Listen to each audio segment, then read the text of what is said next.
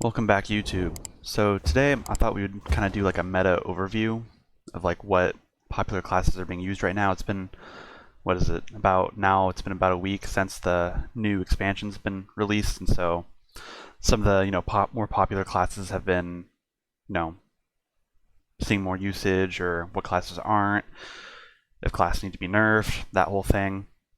So I figured we'd just go to HS Replay and just kind of go through all of them and see some of the more popular classes, as well as like what's the tier 1, what's tier 2, and what's tier 3, and what I think is probably going to be the realistic outlook in the end of it.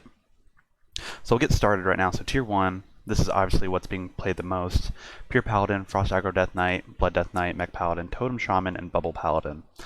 Now, for Pure Paladin, I think it is a pretty solid deck to be played, but if you notice like the overall win rate, sure it's a 70.8, but I mean, it has a low win rate against Death Knight as well as Demon Hunter, and I mean the other two top three classes are Frost Aggro Death Knight and Blood Death Knight. So whether or not you are playing against a lot of Death Knight classes, it's probably okay to play Pure Paladin. And I definitely think Paladin's always a really good class to invest in early in the expansion or even later in, because a lot of the new stuff is pretty cheap. Like, let's see here. The Disco Mall is a common. Boogie Down's a common as well. Funk Fin's a common as well. And Jitterbug's only a rare. So you don't need a lot of stuff to build this deck. Granted that everything else is pretty cheap. The only things that are expensive are the Countess, Purator, the Light Blade, as well as Leandrin. So you could probably get away with not playing legendaries. They also recently nerfed the Stingray up to 10. Which I don't think it really puts a dent in the deck. Even after this is a couple days after the update or the nerf to it, so I don't think it's really affecting it, even if it still has this high of win rate. I do think it went down by 1% or 2. I think a couple days ago it was at like a 72 or 73% win rate. But the nerf to the Light Ray I don't think affects the deck that much either. But I think it's pretty safe to say that this is going to be a pretty consistent deck, even after a little bit. After a couple weeks, when the meta slows down, I think this will still be pretty solid. Even for early grinding, if you haven't started the standard grind yet, I think it's still fine. Now up next is the Frost Aggro Death Knight. So it's pretty clear this is a very consistent deck. Over 59,000 games played, and it still has 63% win rate. And you can see its best matchup and its worst matchups against the Blood Death Knight. But it's still possible to win against the Blood Death Knight. The matchup with that, I've had games where I played Frost Aggro Death Knight and I've won pretty easily, but it also really matters on what they open up and how well they're able to control your board and everything like that. But the Death Knight class is probably the easiest one for new players to come into, because you basically get all the cards just by doing the dialogue thing that they have for it and just playing it. The only thing is some of the cards you might have to craft them, but I'm sure you could probably some of the epics and legendary, you most likely won't need them at all. You could just save up or just open up packs and disenchant everything else from every other class and just play this class, and you could get the legend rank pretty easily. But yeah, it's pretty dominant. I'm surprised they didn't nerf more of this class. They only nerfed this. It went from 3 durability down to 2 durability. Whether that's actually going to affect all three of the Death Knight decks, I don't know. I mean, I've been playing a lot of Blood Death Knight trying to get the legend rank with it, and I don't really even see that big of a change. Even in the mirror matches or even against other Death Knight classes, I don't think that change was impactful enough. I really do feel like the Frostworm Fury is the card that needs to be nerfed in this class, at least, or for the Frost rune. But if you're a new player or you're a veteran player, I still think the Blood Death Knight or the Frost Aggro Death Knight's a very consistent class to play no matter what. Next is Blood Death Knight. And there's a lot of different lists of this going around, of what's consistent and what's not consistent. This one also has, a little bit more games played than the Frost Aggro, and it's a 61% win rate. And, the best and worst matchup is Pure Paladin. Now, most of the time when I was grinding up, I'm right now sitting at Diamond 2, close to Legend rank. I did get down to Diamond 1 with Blood Death Knight, and most of the classes I were playing against was Paladin, as well as the Totem Shaman. And I just wasn't having any troubles with them at all, mainly because of my mulligan. I'd always keep the cards that were necessary, like Blood Boil, and keeping a low curve to it. But there are many different lists that I've seen with this deck, especially ones running Dirty Rat. And I think when you get to the higher ranks, like Diamond 10 to Diamond 1, I think it's pretty necessary to run Dirty Rat in the deck, just because of the different Tony decks that are being played. Being able to tutor out Tony or any other type of thing that would help him get out the combo is really impactful. And I noticed when I was playing a list, I think this is the exact list I was playing. If I was playing against a Tony deck and I didn't have enough HP, or if I already used up all my Soul Stealers, I was just going to lose that matchup. And so teching in the Dirty Rat, I did take out one Constructing Quarter as well as one Screaming Banshee, and I put in 2 Dirty Rats for it because the Screaming Banshee feels good, but it's not good just to throw down by itself. You always want to follow it up with 2 Vampiric Blood or at least 1, so you could transform the board in that way. But I don't think it's inherently necessary to run 2 of each of these now, even with the nerf to this. I mean, I still think it's pretty impactful, but running 1, when I was testing it out, I was in Diamond 1 when I was playing it, and it felt good. The only reason why I would drop down a rank was if I just had an unlucky match, or if I got outvalued by a rogue or a priest. But this is definitely a really solid class to play, and since the only thing I got hit was Construct Quarter, I think it's still pretty safe to play it. The other one I had was, let's see, where is that? Unholy, no. Well, the Unholy, where's that? Death Knight. I still think the class is still pretty solid. It still has, 38,000 games played, and it's only a 47% win rate. I think this deck will, or this version of Death Knight will probably come up and see a little bit more play. Especially, I like this deck quite a bit, and they've got Death Growl, and so being able to spread Foul Egg and all the other death rattles to the deck, I think makes it just a tad bit more consistent. You are playing this over a better minion, that could be the case, and so that might make it a little bit harder for the class to do well. But I definitely don't think this is a class that you should be sleeping on. It does have a lot of games played, and it still has 47% win rate, so if you know how to pilot it, I think it's still worth playing. Up next is the Totem Shaman. Now, it is sitting at a 61% win rate with over 22,000 games played. And it's worth matchup being Frost Aggro Death Knight, which I definitely agree with that. If you're not able to swarm the board fast enough and keep a board that's very, very strong, I think that it's just going to get outclassed by other Death Knight classes. And granted that these are the top classes, I definitely think you can beat out a pure Paladin with Totem Shaman, but I definitely feel like the class could either use a buff, or if all the totems didn't have 0 attack and that they had maybe just slightly different effects, I think this would make the class a little bit better. But I don't know. I think the matchups with it, you're not really winning against Death Knight at all. You're not really winning against Outcast, Demon Hunter. You're always going to be beating Druid. The pure Paladin you really struggle against. Mage you don't have a problem with. Hunter you don't have a problem with. So it has really good consistent win rates against a good amount of different decks. But it might fall out because of the more consistent classes that are being used. But it's a fun deck, and totems haven't been a really big thing at all in Standard, and so it's kind of cool to see them come back a little bit with being able to use Stone Right and Rotgill, and then Dry Vents deck making Ragnaros the Firelord. Just makes the deck a bit more fun to play, and since it has such a good win rate right now, I think it's worth playing if you have the cards. But when it comes to crafting it, I don't think, for the most part, see, I believe this is, I don't remember if this is a card that came in with the Nathrius's expansion, whichever the last one was. I don't remember if this was a card for it, if it's a core card to Shaman or not, but I definitely don't think you need to go out of your way to craft like the Giga Totem. You do get this in your part of the core class. A lot of these are commons. Like Amalgam of the Deep, you should already have that crafted by now. Same thing with Mistake. These are all very consistent cards in just about any deck you want to play. But for the most part, and the Murloc package is good. It's all cheap. But when it comes to crafting some legendaries like Rockhill, you probably don't need to ever craft it unless you're exclusively wanting to play the deck when it's being used over majority of the time with a 6% win rate. This deck will probably fall off, I feel like. Mech Paladin, I didn't click on the overview here, but I think Mech Paladin is going to be good. Same thing with Mech Mage. Like just they got all the mechs back. They got Ziliax back.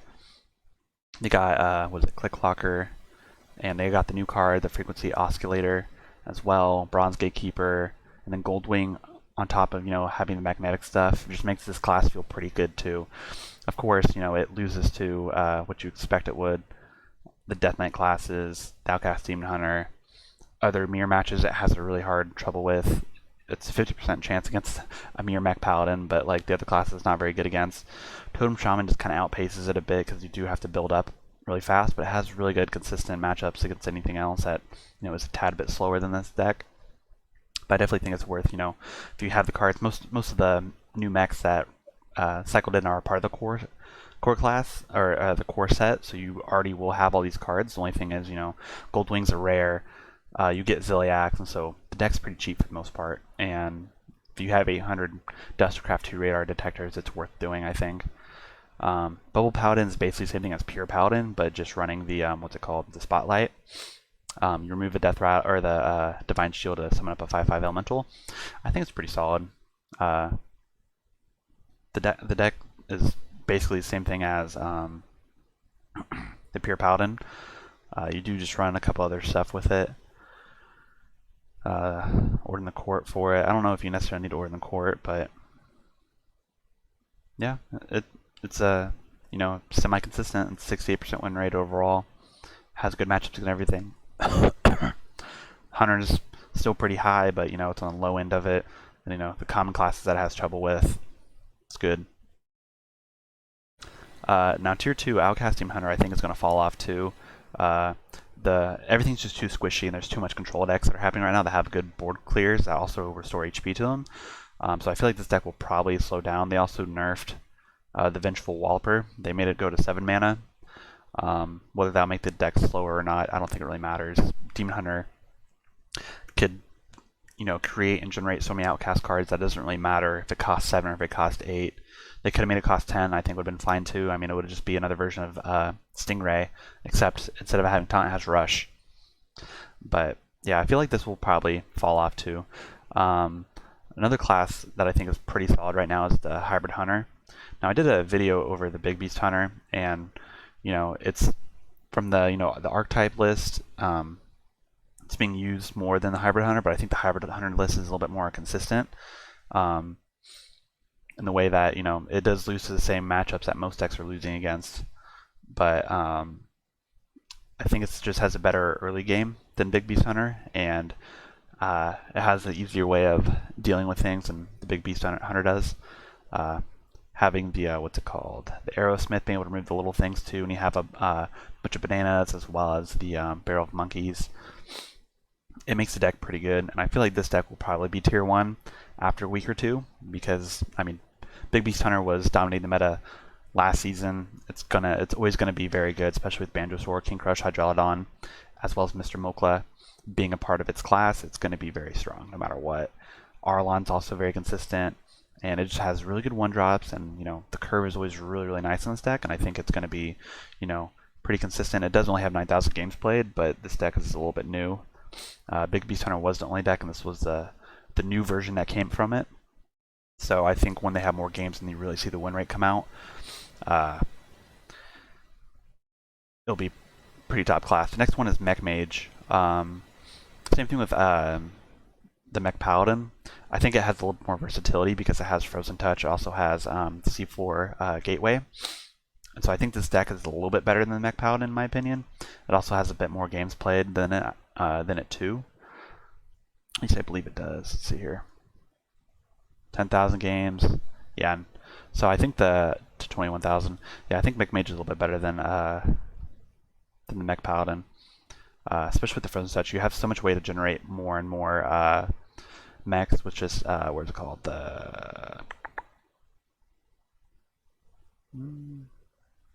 The Ajar and Sweeper, being able to add 3 random mechs to your hand. You're basically able to have infinite Frozen Touches, and so the deck's just really strong.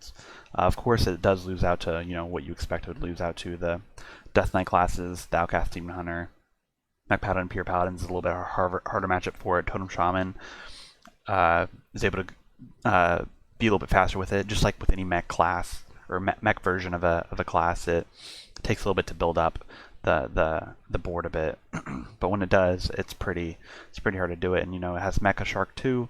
It's able to spread, deal 3 damage, split amongst all enemies. You have a lot of really cheap stuff, so you could really just win purely off of this too. And so I think it's definitely worth doing. All the mech stuff for this class came out 2 expansions ago, so if you don't already have all these cards, by now it's probably not worth crafting. It does have 55% win rate, but this class, or this specific deck might fall out too. Burn Mage is being seen a little bit more than the Mech Mage, but Burn Mage has a really low win rate right now. It's like less than 40, and it's like, tier 4 deck or whatever it is right now. So if you already have the cards for it, I think it's worth using this and trying to climb the ladder with it. And overall, it is decently consistent. If you are playing against a lot of Death Knights, it's probably not worth playing. You're gonna have to switch your deck a lot when you're trying to grind up the ladder. So whether or not you are a free-to-play player or you spend money on expansions and stuff like that, or on packs, I think this class will always be fun to play. The next one is Undead Priest, and Undead Priest is pretty good, I think. It only has 19,000 games played, but a lot of people are playing the new stuff. The only new card it's running is the Idol's Adoration, and I think this makes the class a little bit more scary to play against. Having a 0-cost hero power that deals 2, you're able to do just way more with it, and I think the class, or at least this deck, or this version of the deck, with having this card a part of it, makes it a little bit more consistent, a lot more scary to play against. If you already have all the cards and you've been playing this, all you have to do is add in a common. I think it's worth doing.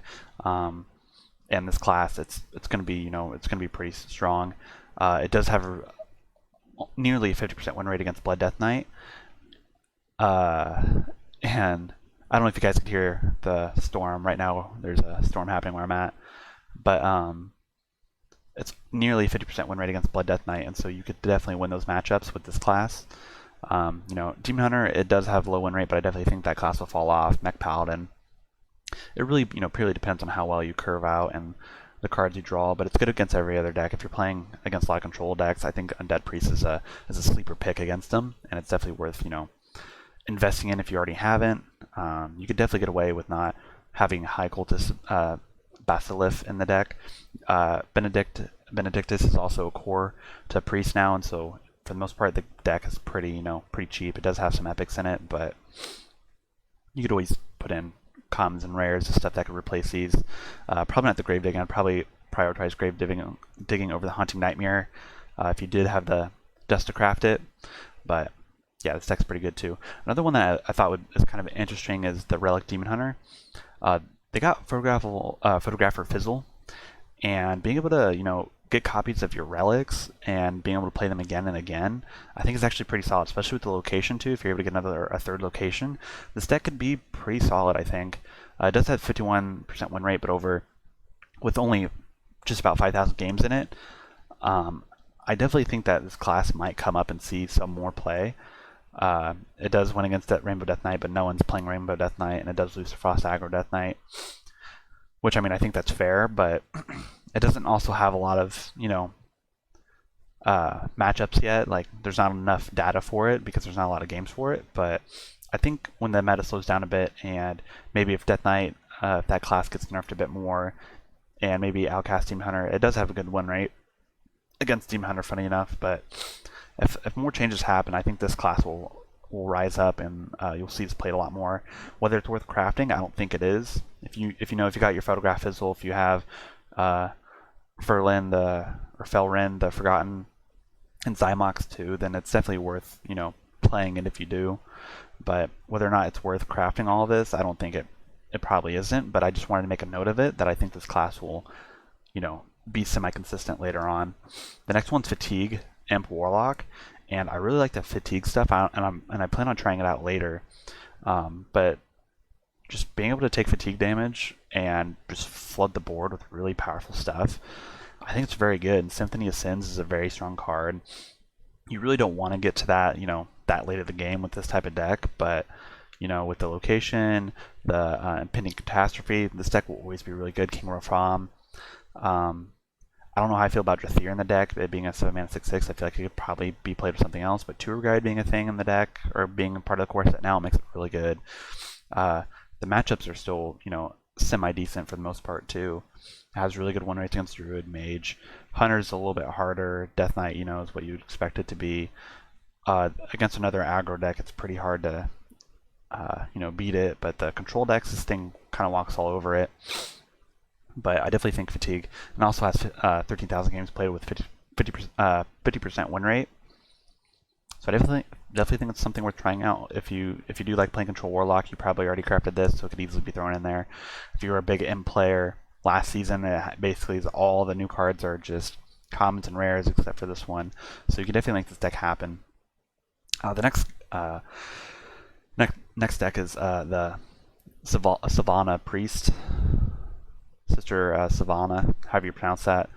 I play against this deck quite a bit when I'm trying to get to Legend rank.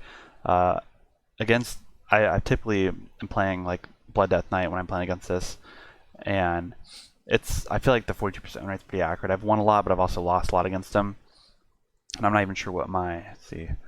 This one's 5-3 on this on my PC, but when I was playing it down in my college esports room, I think I was 11-3 or 11-4 with it, and my 2 losses were against Priest, and then my other 2 were against Tony Druid. So I think it's a very good class to play against other control classes, because those are what's dominating the meta right now. Being Blood Death Knight, it does really well against all these classes. Even though it has 49% win rate with only 13,000 games, I think it does matter a bit on the value and what you draw.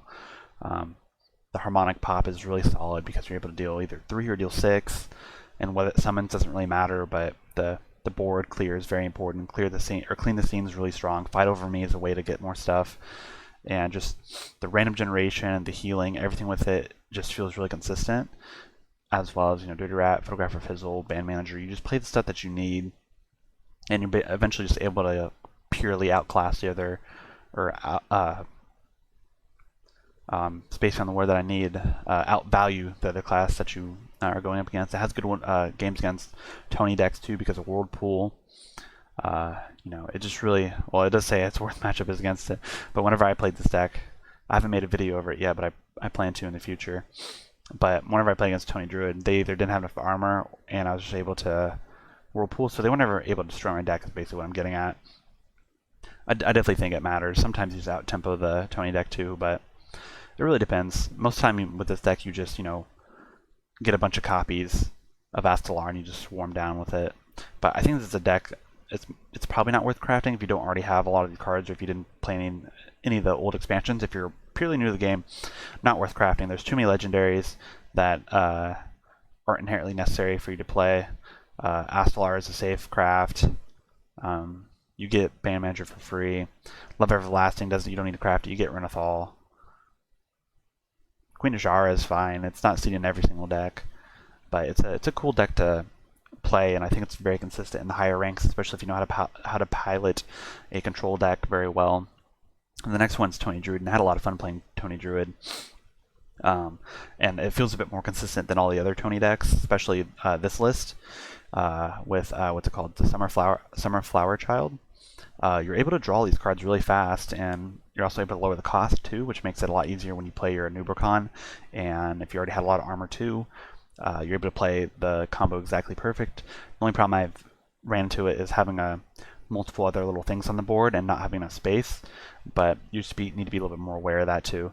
The Mishmash Mosher, as well as Attorney at Maul, allowing you to essentially clear a full board with these. It's pretty solid.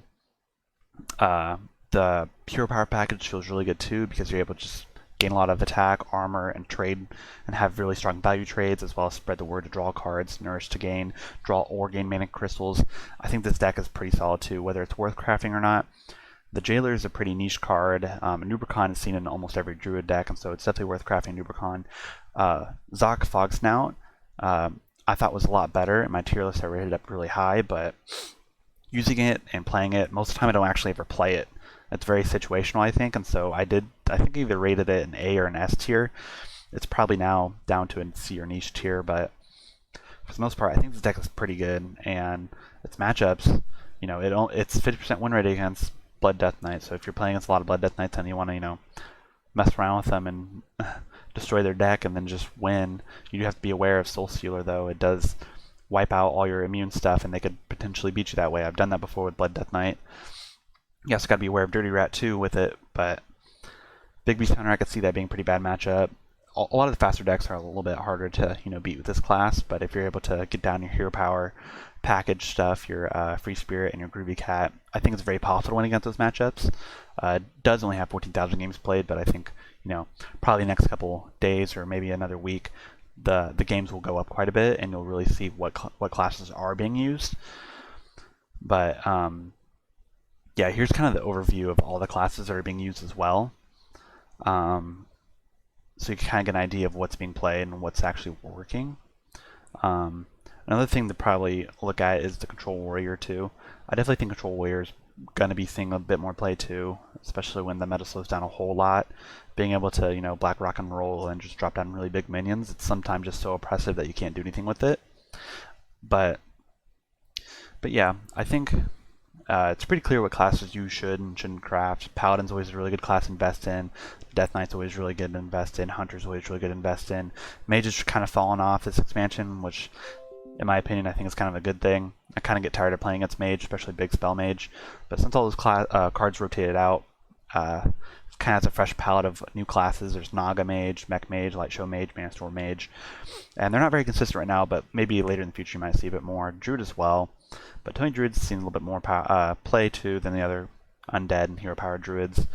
But I definitely think it's worth kind of investing in the classes I said to invest in, and clearly the ones not necessary to invest in. I haven't really talked about Rogue at all. The Pirate Rogue has been seeing quite a bit of play too, because some of their cards got rotated in. Fan of Knives is back in. Eviscerate's back in as well. But I didn't really. The only reason why is because there's not a lot of games played with them. I know there's some classes that I had that had a little less games played, but Miracle Rogue's not very consistent. Secret Rogue I've seen quite a bit, but if you're playing any type of Death Knight class, you just don't care. If you're playing against Paladin, you might care a bit, but for the most part, like Rogue, I don't really see a big change in it happening. They might bust some of the cards, but if you do want to look at Pirate Rogue, I think it is a fun class. It does have 11,000 games played, 53% win rate. And the deck's really cheap too, and so it's definitely possible to play this and do well with it. It's extremely cheap. It could be a free-to-play deck, and so if you don't have a lot of dust to play, all these are commons. There's 2 rares, which are the Amalgam of the Deep, and I think Amalgam of the Deep is a really good epic that you should always craft. So you should definitely kind of maybe invest in this. But if you're if you're playing against the Death Knight classes, it's probably not very solid to go out of your way and craft specific cards for it. But yeah, here's just kind of my meta overview. Let me know in the comments what you guys think of what classes and decks are going to be better, or what's going to be seen in the next week or the next month, or if there's going to be potential buffs or nerfs. They said that they're going to be a little bit more consistent with stuff like that. They did nerf 3 cards already from the 3 most played classes, but I don't think those changes are too impactful clearly by the data. This is a couple days after the nerf, and they're still dominating everything. But let me know in the comments what you guys think. Like and subscribe.